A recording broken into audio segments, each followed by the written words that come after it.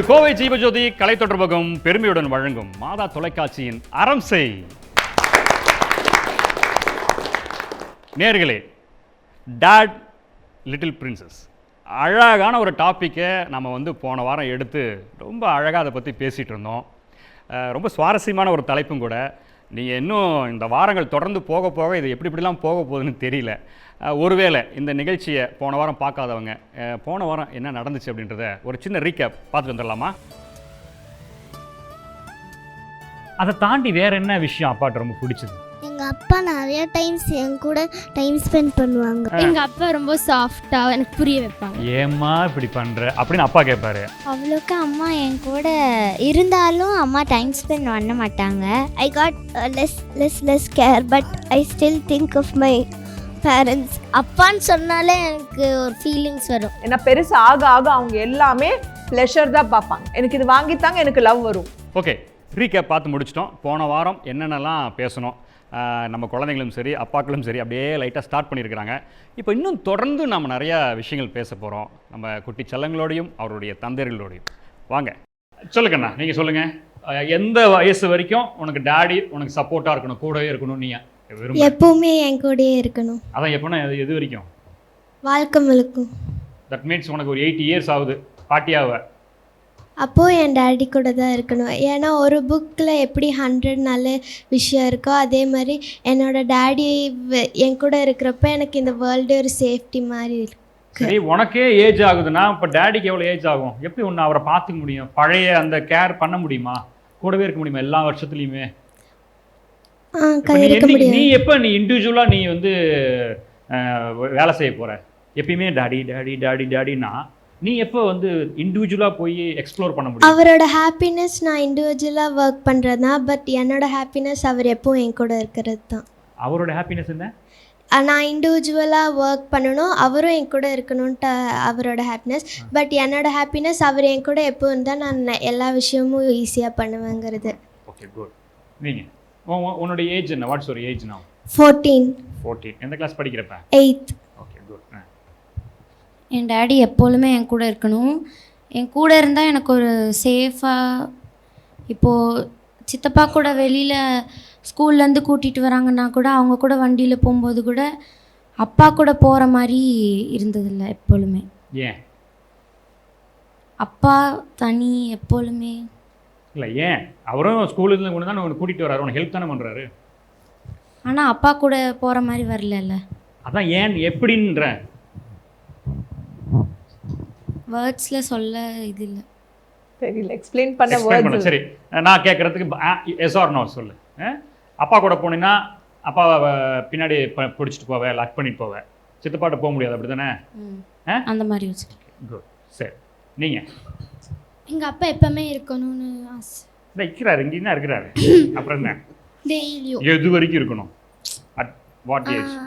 நான் இந்த உலகத்தில் இருக்கிற வரைக்கும் இருக்கும். சூப்பா, இது எப்படி நான் டிஃபைன் பண்ணுறதுன்னு தெரியல, எந்த பதிலும் கிடையாது போ அப்படி.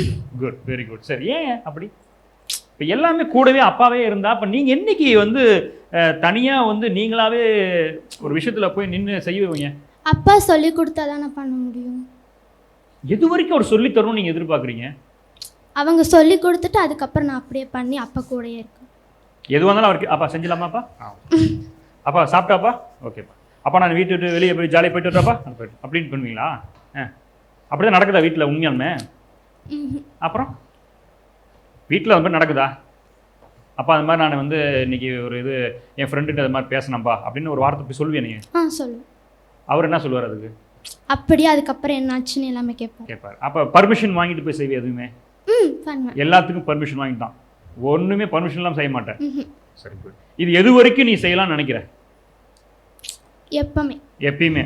Okay, good. நெக்ஸ்ட்டு ஃபுல்லாக இருக்குண்ணா என்ன பண்ணுவோம்? ஆக மொத்தம் நீங்கள் எந்த வேலையும் இது பண்ண மாட்டீங்க, எல்லாம் எங்கள் அப்பா பார்த்துக்குவார், பெத்தார்ல அவர் எல்லாம் பார்த்துக்கிட்டோம், அப்படியா? சரி, நீங்கள்? 10,000 years. தண்ணி குடிக்கணுமா சார்? ஓ, யோசிக்க ஆரம்பிச்சிட்டாலே. எங்கள் அப்பா இருக்கிற விட்டு நான் இருக்கணும், நான் இருக்கிற மட்டும் எங்கள் அப்பா இருக்கணும். அதுக்கப்புறம் என்ன ஆகணும்? ஆ எங்கள் அப்பா இருக்கிற மட்டும் நான் இருக்கணும், நான் இருக்கிற மட்டும் எங்கள் அப்பா இருக்கணும், என் கூடவே இருக்கணும். கூடவே இருக்கணும். ஆமாம். இப்போ நீ தனியாலாம் போய் எதுவுமே செய்யணும்னு நான் விருப்பமே இல்லையா உனக்கு? ஏன்? எங்கள் அப்பா சொன்னாதான் நான் செய்வேன். அப்பா சொன்னா செஞ்சிருவேன். ஓகேம்மா, ஃப்ரம் இன் திஸ் இயர் இந்த இதுல இருந்து நீ வந்து யூ பி என்ன சொல்றது, நீ தனியா போய் எல்லா வேலையும் பாருன்னா உடனே கேட்டுக்குவியா? எங்கள் அப்பா கிட்ட பெர்மிஷன் வாங்கிட்டோம். அதான் அவர் தான் சொல்றாரு, ஆ அவர் தான் பர்மிட் பண்றாரு. ஆ இப்போ எந்த கிளாஸ் படிக்கிற நீ? நான் தேர்ட் படிக்கிறியா? மேபி ஆஃப்டர் 10th வச்சுக்குவேன். 10th அப்புறமா இனிமேல் நீயே தான் எல்லாம் டிசிஷன் பண்ணிக்கணும், நீயே தான் படிக்கணும், நீ தான் பார்க்கணும், என்னை வந்து டிபெண்ட் பண்ணாதான் அப்படின்னு சொல்லிட்டுறாருன்னா என்ன செய்வ நீ? ஒரு வாட்டி கேட்பேன், அவர் ஓகே இனிமே நீயே பார்த்துக்கோன்னு சொன்னார்னா நான் பார்த்துப்பேன். அப்புறம் அவரையும் நான் டேக் கேர் பண்ணிப்பேன். Very good. நீ பார்த்துப்பேன் இருந்தாலும் அப்படியே அப்படியே அப்படியே கன்சல்ட் பண்ணிக்கிறதெல்லாம் பண்ணி அவரையும் கன்சல்ட் பண்ணுவேன். அவர் ரொம்ப கேர் எடுத்துப்பேன். Good, thank you. Good. Million years இது 10,000, நீங்க மில்லியன், அப்புறம் வேற ஏதாவது இருக்குதா? அங்க இன்ஃபினிட்டி ஹாப்பினஸ். எனக்கு ஒண்ணுமே தெரியாதே, எல்லாமே எங்க அப்பா செஞ்சு செஞ்சு பழக்கிட்டாரு. மேத்ஸ் ரொம்ப ஸ்ட்ராங் போல. அப்படிதானே? அப்படிதானே? தனியாலாம் எல்லாம் அப்படி யாராவது இப்படி ஃபீல் பண்றீங்களா? எனக்கெல்லாம் தனியாலாம் வாய்ப்பே இல்லை. எனக்கு எங்க அப்பா கண்டிப்பா வேணுன்றவங்களாம் கை தூக்கு பார்க்கலாம். நானும் தனியாலாம் வாய்ப்பே இல்லை. எப்பயுமே எங்க அப்பா என் கூட இருக்கணும். 1 2 3 super, very good, very good, very good, very good. Okay, thank you. Toadies, உங்க மைண்ட்ல என்ன ஐடியா போயிட்டு இருக்குது? எது வரைக்கும் நம்ம பிள்ளைகள்கிட்ட இப்போ நான் உன்னே சொல்றேன். இப்போ பாப்பா 1 2 3 இவங்க 3 பேருனுடைய அப்பா மட்டும் கை தூக்குங்க.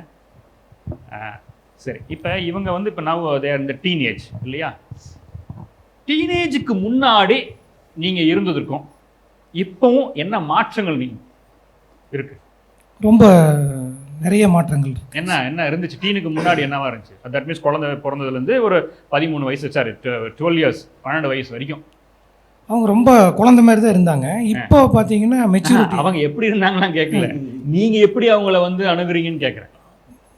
உங்க மாற்றம் நீங்க எப்படி இருந்தீங்க? சேஞ்ச் பண்ணிக்கிட்டீங்க. நீங்க ஒரு 12 வயசு வரைக்கும் நீங்க எப்படி இருந்தீங்க? இப்ப 13 வயசு புள்ள வந்ததுக்கு அப்புறமா நீங்க எப்படி என்ன மாற்றத்துக்கு நீங்களே உங்களை இது பண்ணிருக்கீங்க? கொஞ்சம் டிஸ்டன்ஸ் மெயின்டைன் பண்ணிக்கிட்டோம். யா, கரெக்டா? ஓகே. அவங்க அம்மா கிட்ட இருக்கிறத விட எங்கிட்ட தான் அதிகமா இருக்கா. டிஸ்டன்ஸ்னா என்ன? இல்லை, இப்போ தன்னிச்சையும் அவங்களே வந்து எல்லாம் பார்த்துக்குங்க அப்படின்னு சொல்லி நாங்கள் கொஞ்சம் என்னென்னா அவங்களுக்கு வெளி உலகம் கற்றுக் கொடுக்கணும். இப்போ எப்பவுமே நம்ம கூடயே இருக்க முடியாது இல்லைங்களா? அதனால வெளி உலகம் எப்படி, நீங்களே தனியாக போங்க, கடைகளுக்கு எல்லாம் போங்க, அப்புறம் எதை டிபெண்ட் பண்ணாங்க, சஜஷன் கேளுங்க, பட் டிபெண்ட் பண்ணி இருக்காதீங்கன்னு சொல்லி அப்படியே கொஞ்சம் இப்போ ஆரம்பிச்சிருக்கீங்க. ஆமாங்க. ஓகே, நீங்கள் சார்? சார், பொண்ணு சொன்ன மாதிரி கைடன்ஸ் தான் கடைசி வரைக்கும் நான் கூட இருக்கணும் அப்படிங்கிறது வந்து இப்போ முதல்ல இருந்ததுக்கும் இப்போ இருந்ததுக்கும் மாற்றம் சேஞ்சஸ் என்ன இருக்குது அப்படின்னா பொறுப்பு அவளே எடுத்துக்கிறாங்க. அதை நாங்கள் அந்த ஃப்ரெண்ட்லியாக பேசுகிறதுனால in and out good and bad எல்லாமே பேசுகிறதுனால அது வந்து அவள் நல்லா இது பண்ணிக்கிறாள். ஸோ என்னோடய கைடன்ஸும் நான் கூடயே இருக்கணுங்கிறது வந்து அவளுக்கு இதுதான் மீன் பண்ணுறதுங்க கடைசி வரைக்கும் எப்போவுமே இருக்கிறது அப்படின்ட்டு. நீங்கள் என்னவா இருக்கிறீங்க நான் கேட்குறேன். நீங்கள் என்ன சேஞ்ச் பண்ணி புரிஞ்சுக்கிட்டீங்க, நல்லா புரிஞ்சுருக்கீங்க அவங்களோட கைடன்ஸ் அப்படின்றது. நீங்கள் டில் அவங்கள நீங்கள் இருக்கிற வரைக்குமா இருக்கட்டும், குழந்தைங்க நம்மளை விட்டு அந்த இன்னொரு இடத்துக்கு போகிற வரைக்கும் நீங்கள் எப்படி இருக்கணும்னு நினைக்கிறதுலாம் ஓகே. இப்போ நீங்கள் என்ன பண்ணியிருக்கீங்க? 12 வயசு வரைக்கும் நீங்கள் எப்படி இருந்தீங்க? இதுக்கப்புறமா இப்போ எப்படி இருக்கிறீங்க சார்? இப்போது பெண் பிள்ளைகள்கிட்ட 12 வயசு வரைக்கும் இப்போ எங்களுக்கு ரெஸ்பான்சிபிலிட்டிங்கிறது ரொம்ப ஜாஸ்தியாக இருக்குது சார். இப்போது எங்களோட இதில் பார்க்கும்போது நாங்கள் சேஞ்ச் ஆனது, நான் சேஞ்ச் ஆகிறது அப்படிங்கிறது ஃபார் எக்ஸாம்பிள் சோஷியல் மீடியாவிலேருந்து எடுத்துக்கோங்க, அப்புறம் ஃப்யூச்சர் பிளான் பண்ணுறதுலையும் சரி எல்லாத்தையும் நான் ஃபஸ்ட்டு ஷேர் பண்ணிக்கிறேங்க. எப்படி இருக்கணும், என்ன பண்ணணும் அப்படின்ட்டு ஃபஸ்ட்டு பொண்ணுக்கிட்ட ஷேர் பண்ணி என்னையும் சேஞ்ச் பண்ணிக்கிறேங்க. ரெஸ்பான்சிபிலிட்டி ரொம்ப ஜாஸ்தி ஆகிட்டு இருக்குங்க. நீங்கள் 10 இயர்ஸ் இப்போ பாப்பா இப்போ 12 இல்லைங்களா? அப்போ நீங்கள் ஃபஸ்ட்டு செகண்ட் தேர்ட் ஸ்டாண்டர்ட் இருக்கும் போது இப்போ பாப்பா இருக்கிறதுக்கு என்ன difference? It could be spending time with her. நீங்கள் ஒன்றா தூங்கிட்டு இருந்திருக்கலாம் முன்னாடி, லைக் அம்மா அப்பாவோட ஒன்றா தூங்குவாங்க குழந்தைங்க. அந்த மாதிரி ஏதாவது மேஜர் சேஞ்சஸ் ஏதாவது இருந்துச்சுங்களா? Did you see any change? அப்படியே தான் இருக்காங்க. பெரிய சேஞ்ச் உனக்கு தெரியல, அப்படியே தான் இருக்காங்க, எப்படி முன்னாடி இருந்தாங்களோ அப்படியே தான் இருக்காங்க. நீங்க என்ன ஃபீல் பண்றீங்க? ஃபிசிக்கலாக தான் அவங்க சேஞ்சஸ் ஆகிட்டு இருக்காங்க சார் மேடம். பட் எப்போவுமே குழந்த மாதிரியே தான். ஆனால் அந்த இது க்ரோத் ஆகும்போது நம்ம ரெஸ்பான்சிபிலிட்டி கூட வருது, கைடன்ஸு எதுவுமே ஃப்ரெண்ட்லியாக சொல்கிறதா. ஸோ பெரிய டிஃப்ரென்ஸ் இல்லைன்னு நீங்கள் ஃபீல் பண்ணுறீங்க. What about you sir? Actually அவங்க 5th 4th படிக்கிறப்ப பார்த்திங்கன்னா அவங்க வந்து நம்ம கூட அட்வான்டேஜ் நிறைய இருக்கும். இப்போ பார்த்திங்கன்னா அவங்க 6th 7th 8th அப்படி அவங்களோட க்ரோத் இன்க்ரீஸ் ஆக அவங்களே தன்னோட மெச்சூரிட்டி லெவல் இன்க்ரீஸ் பண்ணுறாங்க. தென் பார்த்திங்கன்னா அவங்களுக்கு என்ன ஃபீல் ஆகுதுன்னா, வாட் எவர் யார் கூட ஃப்ரெண்ட்ஸு மதர் என்னதான் இருந்தாலும் அவங்க ஒரு சேஃபாக செக்யூராக ஃபீல் பண்ணுறது அவங்களோட பேரண்ட்டோட ஃபாதர்கிட்ட மட்டும்தான். ஒய் பிகாஸ்னால் அவங்க வந்து ரொம்ப ஃப்ரெண்ட்லியாக அவங்க தன்னோட ஃபாதர் வந்து ரொம்ப ஃப்ரெண்ட்லியாக தன்னோட பொண்ணு கூட ஸ்பெண்ட் பண்ணுறப்ப மட்டும்தான் அவங்க ஓப்பன் அப் ஆகுறாங்க. எதாக இருந்தாலும் மிஸ்பிஹேவ் ஆகட்டும், எனிதிங்காக இருந்தாலும் அவங்க வந்து ஷேர் பண்ணுற ஒரே பர்சன் தன்னோட பேரண்ட்டாக மட்டும்தான், ஃபாதரை மட்டும்தான். அவங்க எல்லாருமே ஆல் ஆஃப் வை சூஸிங்னா அந்த ஒரு சேஃப் மட்டும்தான். ஸோ அவங்க நீங்க என்ன சொல்ல வரீங்கன்னா, ஒரு ஃப்ரெண்டா தப்பான விஷயமோ ஒரு டிஃபிகல்ட்டான சிச்சுவேஷன்ல இருக்கும்போது நாங்க ரொம்ப க்ளோஸா இருக்கறனால அவங்க எங்களோட வந்து ஃப்ரீயா ஓபன் அப் ஆயிராங்க ஆஃப்டர் தி ஏஜ் ஆஃப் 30. அப்படிதான் சொல்ல வரீங்க, ரைட்? இப்போ 12 இயர்ஸ்க்குள்ள இருக்கிற சின்ன குழந்தைங்களுடைய பெற்றோர்கள் தந்தைகள் நீங்க பேசுங்க. உங்களுடைய மைண்ட்ல என்ன ஐடியா இருக்கு, எப்படி இருக்கலாம், இப்போ எப்படி இருக்கிறீங்க, இது எத்தனை நாளைக்கு நீங்க தொடர போறீங்க, இதே மாதிரி நான் எப்படி கொண்டு போக போறீங்க நீங்க? இப்போ பார்த்தீங்கன்னா மோஸ்ட் ஆஃப் சில்ட்ரன் இப்போ 5th வரைக்கும் பார்த்தீங்கன்னா இன்னும் பெரிய பொண்ணு ஆகல, இன்னும் பெரிய பொண்ணு ஆயிடுவாங்க. அதுக்கப்புறம் there will be lot of changes. So நீங்க இப்போ பண்ணிட்டு இருக்கிற பேரண்டிங் நீங்க அதே இப்போ கண்டினியூ பண்ண போறீங்களா? ஏதாவது மாற்றம் இருக்க போகுதா? அப்படி ஏதாவது வேற என்ன யோசிச்சிருக்கீங்க ஆஸ் அ ஃபாதர்? சார் அதை இப்போ திங்க் பண்ணல. நான் அவள் இப்போ தான் ஃபஸ்ட் ஸ்டாண்டர்டு, இன்னும் 5 இயர்ஸ் வந்து அவளோட என்ஜாய் பண்ணிட்டு இருக்கலாம். அதுக்கப்புறம் அதை பற்றி திங்க் பண்ணலாம். இப்போவே அதை ஸ்ட்ரெஸ் பண்ண வேண்டாம், ஸ்ட்ரெஸ் பண்ண வேண்டாம்.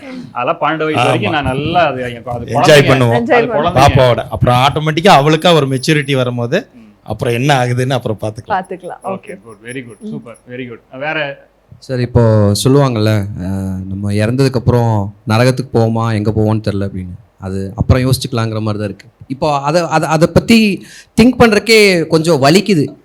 ஆக்சுவலாக என்னென்னா பயமாகுது. ரொம்ப அது பயம் கலந்த ஒரு வலி. அது எப்படி சொல்கிறதுனே தெரில. லைஃப்பில் ஒரு பெரிய பார்ட்டை நம்ம மிஸ் பண்ணிடுவோமோங்கிற ஒரு ஏக்கம் இருக்குது, எனக்கு இன்னுமே இருக்குது.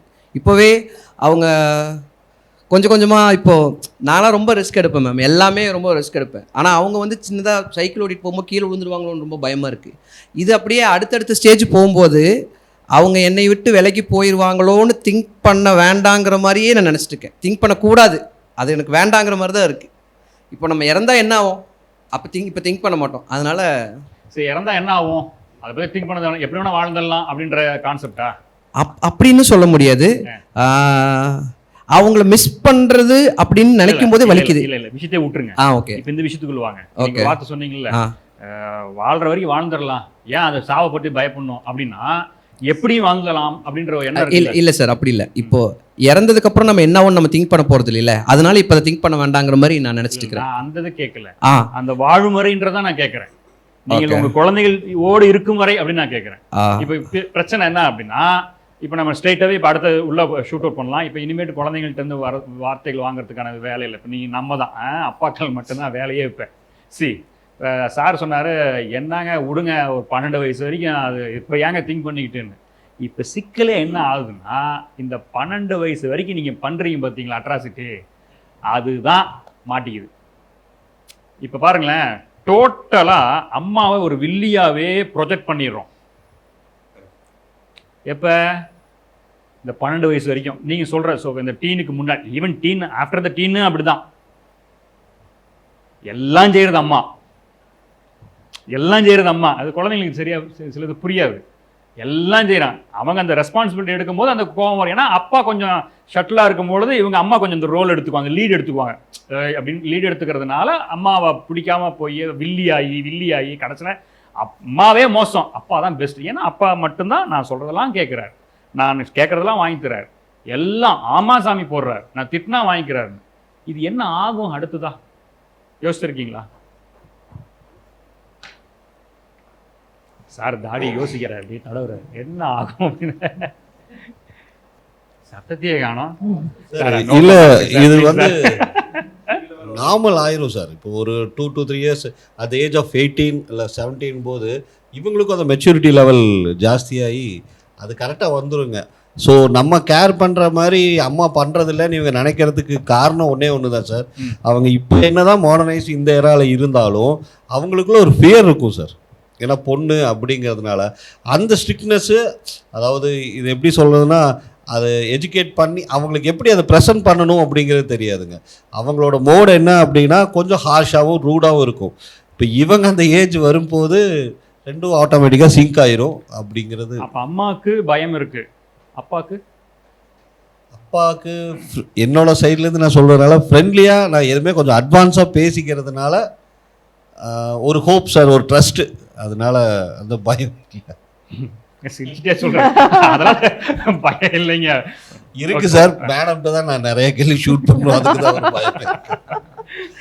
வேறு சொல்லுங்கள் சார். ஆனால் எங்கள் வீட்டில் பொறுத்த வரைக்கும் வந்து நாங்கள் எவ்வளோ தான் குழந்தைகள்கிட்ட ஃப்ரெண்ட்லியாக இருந்தாலும் நீங்கள் சொன்ன மாதிரி நாங்கள் ப்ரொஜெக்ட் பண்ணுற மாதிரி இல்லை சார். ஒய்ஃப் வந்து நீங்கள் வில்லியாக ப்ரொஜெக்ட் பண்ணுறோம் அப்படின்னு சொல்கிறீங்க இல்லையா?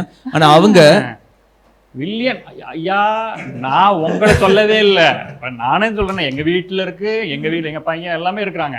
இப்போ நான் என்ன சொல்கிறேன்னா, நாம் அதீத அன்பையும் அக்கறையும் கொட்டி கொடுக்கறதுனால கொஞ்சம் குழந்தைங்களை வந்து கொஞ்சம் கண்டிச்சு ஒரு ப்ராப்பரைஸாக அப்படியே கொஞ்சம் இழுத்துட்டு போகும்போது அம்மாக்கள் வில்லியாக பார்க்கப்படுகிறார்கள். நான் வந்து நீங்கள் பண்ணீங்கன்னு சொல்ல வரல.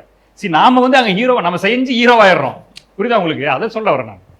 ஆனால் சார் எங்கள் வீட்டில் என்ன வந்துட்டு அவங்க வந்து ஒரு பூச்சாண்டி மாதிரி எதுனாலும் அப்பாட்ட சொல்லிடுவேன், கரெக்டாக செய் அப்படி சொல்லிட்டு நம்ம இல்லாத நேரத்தில் அப்பாவை வந்துட்டு அப்பாட்ட சொல்லிட்டு மார்க் நிறையா வாங்கணும் இல்லை குறும் பண்ணாத அப்படிங்கிறதுக்காக அவங்க சொல்லிடுறாங்க. அப்போ நாங்கள் வீட்டுக்கு வர்றப்பவே ஆக்சுவலாக வந்துட்டு இப்போது ஹாஃப் இயர்லி எக்ஸாம் மார்க்ஸ் வந்தப்போ நான் அப்போ தான் ஜாப் முடிச்சுட்டு வர்றேன். வந்ததையுமே எங்கள் பாப்பா என்னை பார்த்து அழுக ஆரம்பிச்சிட்டான். ஸோ எனக்கு என்ன விஷயம்னு கூட தெரியாது, பேப்பர்ஸ் கொடுத்துருக்காங்க அப்படின்றது கூட தெரியாது. ஆனால் வந்துட்டு வீட்டுக்கு அப்படி சொல்லி வச்சுருக்காங்க எங்களை பற்றி. ஸோ அது வந்து எங்களுக்கு ஒரு கஷ்டமா இருக்கு. எங்களோட க்ளோஸ்னஸ் வந்து அதால அஃபெக்ட் ஆகுதோ அப்படின்னு சொல்லிட்டு நாங்கள் யோசிக்கிறோம். இமேஜே டேமேஜ் பண்றீங்க அப்படின்னா அதனால அவளுக்கு நேச்சுரலாகவே என்னை பார்த்தா ஒரு பயம் வந்துடுது குழந்தைகளுக்கு. உங்களுக்கு யாரு திட்டினா ரொம்ப அழுக வருது? இருமா இருமா இருமா இருமா ஐயோ மை யூ ஸ்டார்ட் எல்லாருமே சான்சஸ் தான். யார் திட்டினா உங்களுக்கு உடனே அது கண்ட்ரோலே பண்ண முடியல? அப்பா திட்டினா. அப்பா திட்டினா உனக்கு என்ன ஆகுது? ரொம்ப அழுகையாக வரும். ஏன் வருது? அம்மா திட்டினா போமா வேலை பாட்டு, எப்போ பார்த்தாலும் இப்படி தான் பேசுகிறேன் அப்படி தானே? ஏன் அப்படி? அப்பா திட்டாமல் ரொம்ப நாள் திட்டாமல் திடீர்னு திட்டினா கண்ட்ரோலே பண்ண முடியாது. Okay good. நீங்கள் திடீர்னு திட்டுறதுனால உங்களுக்கு திட்டாத ஒரு மனுஷன் திடீர்னு திட்டுறாரு. ஓகே, நான் தப்பு பண்ணால் 2 பேருமே என்ன திட்டுவாங்க. அதெல்லாம் வச்சு செய்வாங்க எங்கள் 2 பேர், அதெல்லாம் அப்படி தானே? ஈக்குவலாக 2 பேர் திட்டினாலும் பயம் வரும். பயன்ட்டு இல்லை, அடுத்த டைம் அந்த மிஸ்டேக் பண்ணக்கூடாதுன்ட்டு அந்த இது அந்த கான்ஷியஸ் எல்லாத்துக்குமே உண்டு. ஆனால் யார் திட்டினா உனக்கு வந்து இது ஏற்றுக்கும், ஐயோ எங்கள் அப்பா என்ன திட்டாரு, ஐயோ எங்கள் அம்மா என்ன திட்டா அப்படின்னு நினைப்பேன் நீ? எனக்கு அப்படி நினைக்க மாட்டேன். வணக்கம் கொடுங்க. எனக்கு வந்து என் மேம் திட்டினா இதாகும். என் அம்மாவும் அப்பாவும் போயிட்டோம். அம்மா அப்பா பத்தி மட்டும் தான் கேக்குறோம். இப்போ நீங்க வந்து அவுட் ஆஃப் சிலபஸ்ல இருக்கீங்க. இப்போ அந்த பாடமே நடத்தல நாம. இப்ப அந்த கேள்வி போனேன், வீட்டுல யார் திட்டினா உனக்கு வந்து உடனே ஐயோ என்னால முடியவே இல்லை, தாங்கவே முடியல அப்படின்னு.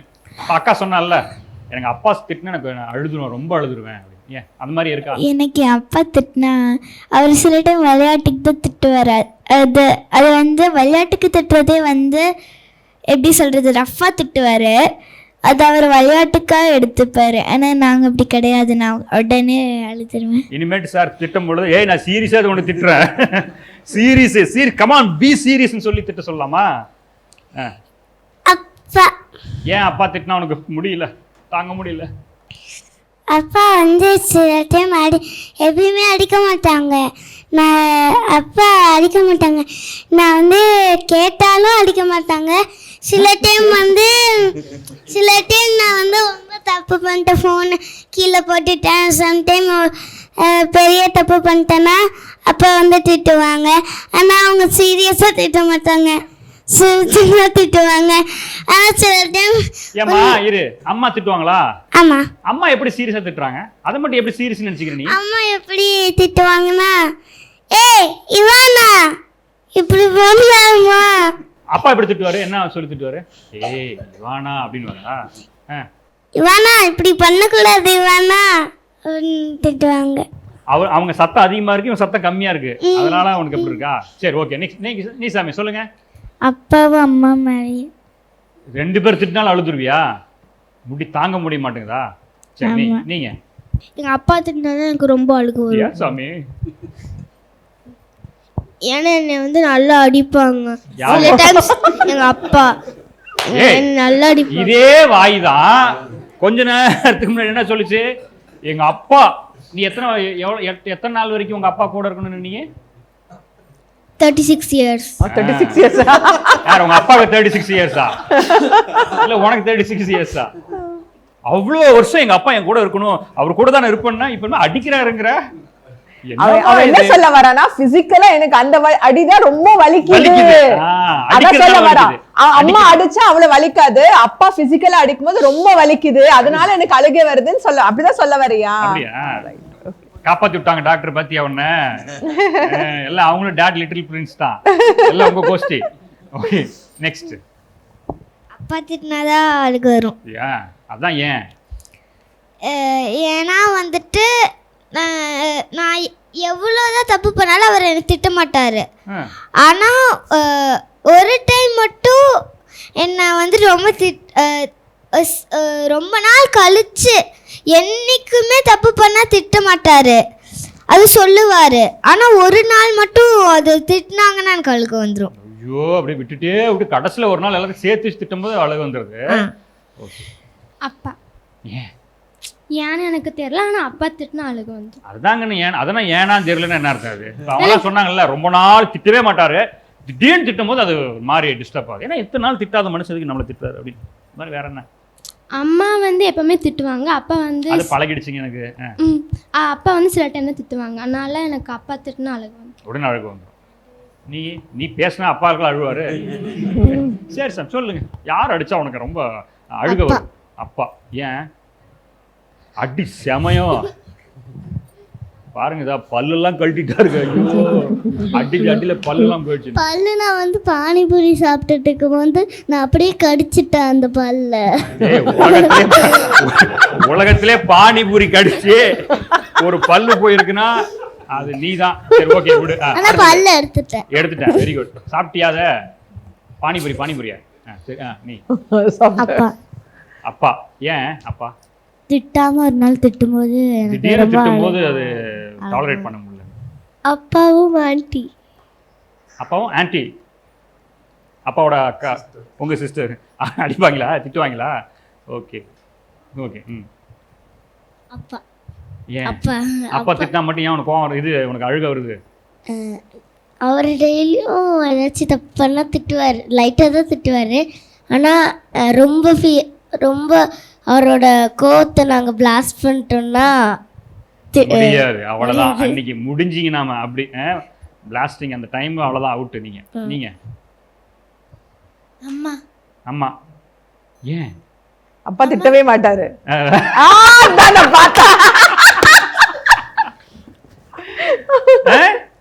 அப்படி போயிட்டு இருக்கு டீலு.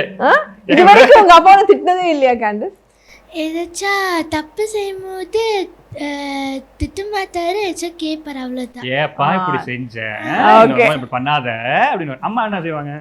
அம்மா வந்து தப்பு செஞ்சா அடிப்பாங்க, திட்டுவாங்க, அப்புறம் ரூடா நடந்துக்குவாங்க. ரூடா நடந்துக்குவாங்க. சரி, ஓகே, குட். நேயர்களே, டாட் லிட்டில் பிரின்சஸ், அப்பாக்களும் மற்றும் பெண் பிள்ளைகளும் அப்படின்ற இந்த தலைப்பில் நிறைய பேசிகிட்டே இருக்கிறோம். விட்டால் அப்பாக்கள் நிறைய கும்பிடுவாங்க போல் இருக்குது, குழந்தைங்க அதுக்கு மேலே நிறைய பேசுவாங்க போல் இருக்குது. ஆனாலும் நமக்கு நேரம் கருதி இந்த அளவில் இந்த நிகழ்ச்சி நம்ம வந்து நிறைவு செய்கிறோம். மீண்டும் அடுத்த வாரம் இதனுடைய தொடர்ச்சி இருக்கும். தயவுசெய்து உங்களுடைய நண்பர்கள்ட்ட சொல்லுங்கள், உறவுகள்கிட்ட சொல்லுங்கள். இன்னும் யாருக்கெல்லாம் இந்த நிகழ்ச்சியை கொண்டு போய் சேர்க்கணுமோ அந்தளவுக்கு கொண்டு போய் சேர்த்து இந்த நிகழ்ச்சி தொடர்ச்சியாக பாருங்கள். மீண்டும் அடுத்த வாரம் உங்களை நாங்கள் சந்திக்கிறோம். அதுவரை உங்களிடம் நாங்கள் விடைபெறுகிறோம்.